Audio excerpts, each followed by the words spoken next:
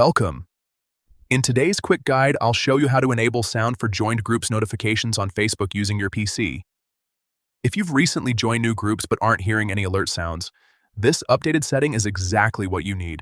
Let's get straight into it. First, open Facebook on your web browser.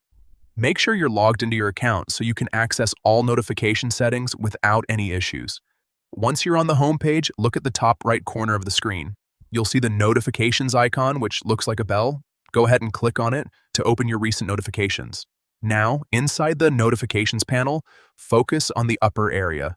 You'll find a small three-dot icon. Click on those three dots to reveal more options.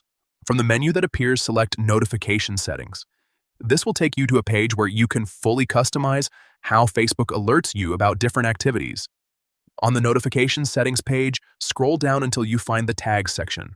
Facebook Groups activity is often managed through tagging and related notification categories, so this is where the important setting is located. Click on Tags, and then look for the option related to joined groups. Once you find it, make sure it is enabled.